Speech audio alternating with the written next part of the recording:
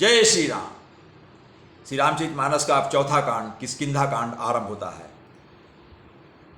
कुंदेन्दीवर सुंदरावती बलौ विज्ञान धामाबुभौ शोभाढ्यौ वरधन्विनौ श्रुतिनुतौ गोविप्रवृंद प्रियौ माया मानुष रूपिणौ रघुवरौ सद्धर्मवर्मौ हितौ सीतान्वेषण तत्परौ पथिगतौ भक्तिप्रदौ तौ हीनः। तुलसीदास जी कहते हैं, तुलसीदास जी वंदना कर रहे हैं भगवान राम की। कुंद पुष्प और नील कमल के समान सुंदर गौर एवं श्याम वर्ण, अत्यंत बलवान, विज्ञान के धाम, शोभा संपन्न, श्रेष्ठ धनुर्धर, वेदों के द्वारा वंदित, गौ एवं ब्राह्मणों के समूह के प्रिय अथवा प्रेमी, माया से मनुष्य रूप धारण किए हुए, श्रेष्ठ धर्म के लिए कवच स्वरूप, सबके हितकारी, श्री सीता जी की खोज में लगे हुए पथिक रूप श्री रघुकुल के श्रेष्ठ श्री राम जी और श्री लक्ष्मण जी दोनों भाई निश्चय ही हमें भक्तिप्रद हों, अर्थात हमें भक्ति दें। ब्रह्मांभोधि समुद्भवम कलिमल प्रध्वंसनम चाव्ययम श्रीमशंभु मुखेन्दु सुंदर वरे संशोभितम सर्वदा संसारामय भेषजम सुखकरम श्री जानकी जीवनम धन्यास्ते कृतिनः पिबन्ति सततम श्री राम नामामृतम। वे सुकृति, वे पुण्यात्मा पुरुष धन्य हैं जो वेद रूपी समुद्र के मथने से उत्पन्न हुए कलयुग के मल को सर्वथा नष्ट कर देने वाले अविनाशी भगवान श्री शंभु के सुंदर एवं श्रेष्ठ मुखरूपी चंद्रमा में सदा शोभायमान, जन्म और मरण रूपी रोग के औषध, सबको सुख देने वाले और श्री जानकी जी के जीवन स्वरूप श्री राम नाम रूपी अमृत का निरंतर पान करते रहते हैं, ऐसे लोग धन्य हैं। मुक्ति जन्म मही जानी ज्ञान खानी अघ हानि कर जहाँ बस शंभु भवानी सो काशी से ही कसना। जहाँ श्री शिव पार्वती बसते हैं उस काशी को मुक्ति की जन्मभूमि, ज्ञान की खान और पापों का नाश करने वाली जानकर उसका सेवन क्यों ना किया जाए। जरत सकल सुर वृंद विषम गरल जहि पान किए तेहिन भजसी मन मंद को कृपाल शंकर सरिस।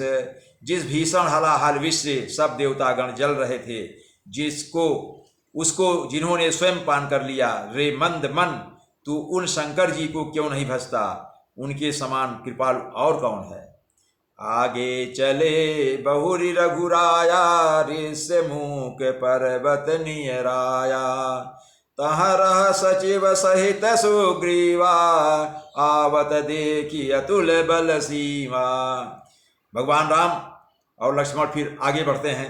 पंपासर के बाद ऋषमुख पर्वत निकट आ गया। एक पर्वत था जिसका नाम था ऋषमुख, निकट आ गया।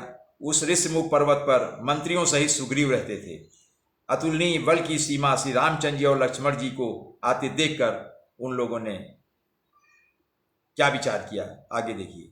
अति सभीत कहा सुनु हनुमाना पुरुष जुगल बल रूप निधाना धारी बटु रूप देखु तय जाई कहे सुजानि जी शयन बुझाई। सुग्रीव अत्यंत भयभीत होकर बोले। भगवान राम और लक्ष्मण देख रहे हैं तो दूर से ही देखकर डर गए।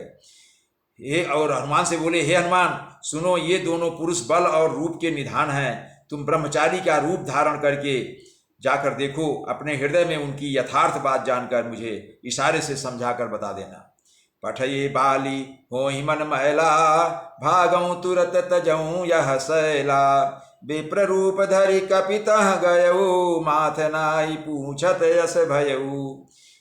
और आगे कहते हैं सुग्रीव जी हनुमान जी से, यदि वे मन के मलिन बाली के भेजे हुए हों तो मैं तुरंत ही इस पर्वत को छोड़कर भाग जाऊं। यह सुनकर हनुमान जी ब्राह्मण का रूप धारण करके वहां गए और मस्तक नवाकर इस प्रकार पूछने लगे। क्या पूछते हैं। को तुम श्यामल गौर शरीरा क्षत्रिय रूप फिरहूं बन वीरा कठिन भूमि कोमल पदगामी कवन हेतु बिचरहु बन स्वामी। हनुमान जी पूछ रहे हैं, हे वीर सांवले और गोरे शरीर वाले, सांवले भगवान राम, गोरे लक्ष्मण जी, हे वीर सांवले और गोरे शरीर वाले आप कौन हैं जो क्षत्रिय के रूप में वन में फिर रहे हैं, यहाँ विचरण कर रहे हैं। हे स्वामी, कठोर भूमि पर कोमल चरणों से चलने वाले आप किस कारण वन में विचरण कर रहे हैं।